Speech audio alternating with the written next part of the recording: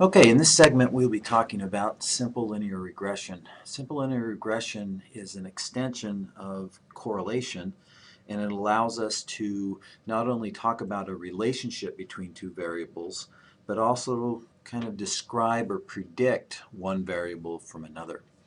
A common example that I use in my classes is this idea of ice cream sales or consumption of ice cream and temperature. The x-axis here is the daily temperature, and the y-axis is a measure of consumption of ice cream. I don't know exactly the units that are used, but it doesn't really matter.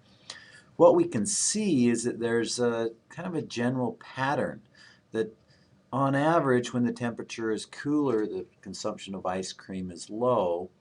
Once we kind of hit this 60 degrees and higher, we start to see kind of a general increase in the consumption. We can add a trend to this, a trend line, and we can actually see the increase. And beyond that, I'd also like to add to it a line definition. So I'm going to change this trend line to display both the equation as well as the r squared, and we'll talk more about that in a moment. So according to this line definition, y is the consumption, so it's my y-axis, and then 0.2069 is the consumption assuming a temperature of 0. So this is also what's called the y-axis, or excuse me, the y-intercept. We have the slope of the line defined here, which means that for every degree temperature increases, you should see about a 0.0031 increase, and that's a positive value, in the consumption of ice cream.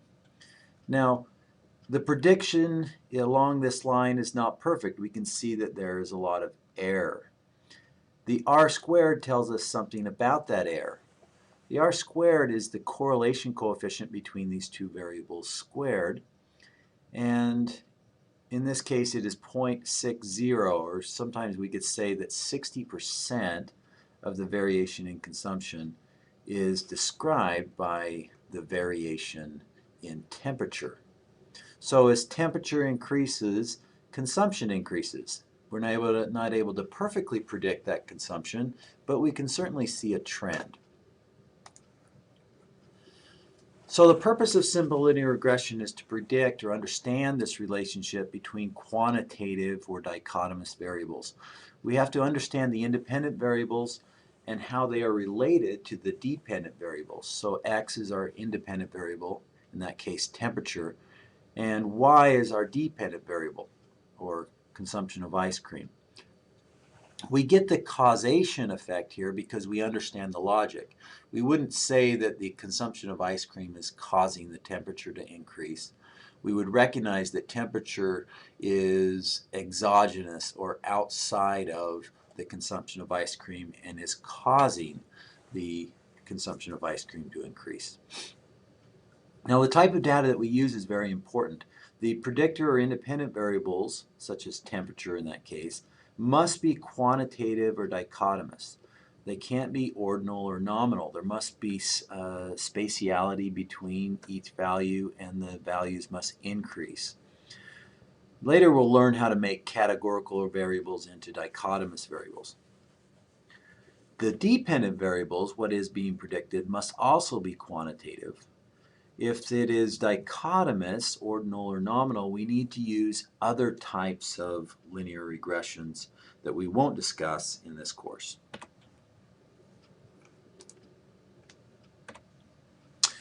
So, a regression line is a linear model that helps us to predict some dependent variable. It is deterministic, but there is error.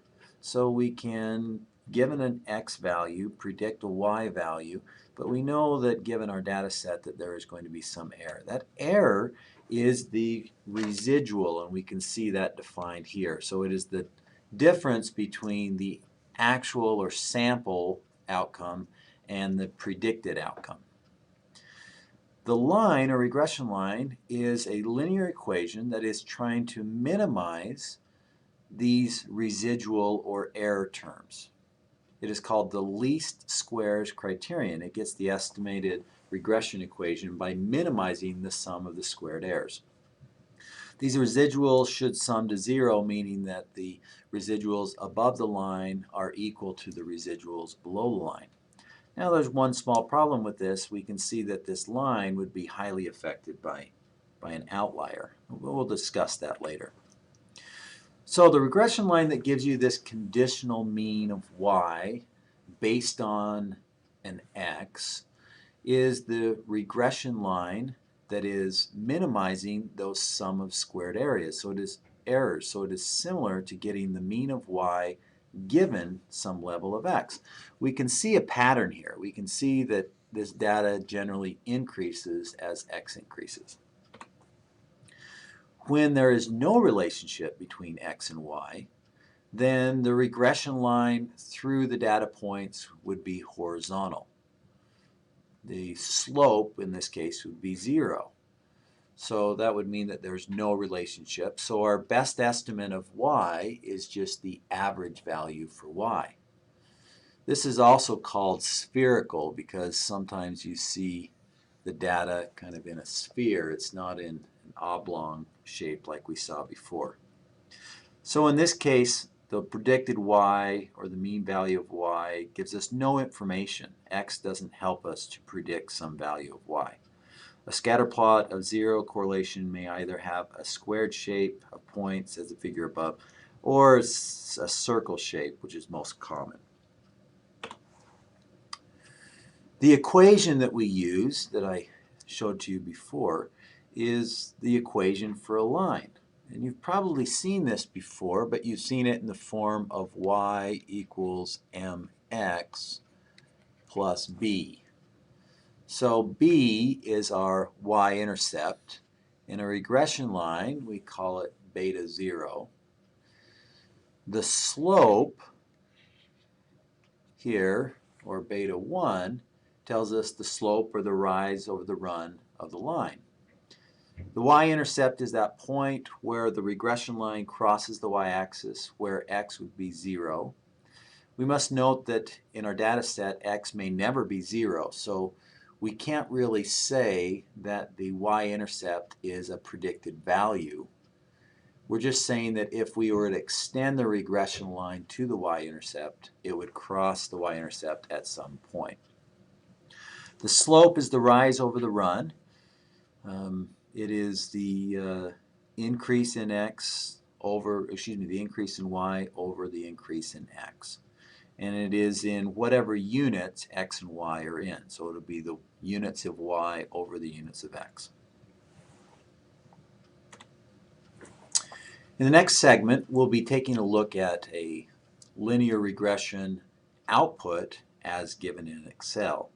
And we'll use this data set called attitude, and I think in your lab data sets it's also called shoppers. I think this is the one that has this information. So between segments, if you'd like to follow along with the data that we'll be using, go to the lab data sets and download the data set called shoppers.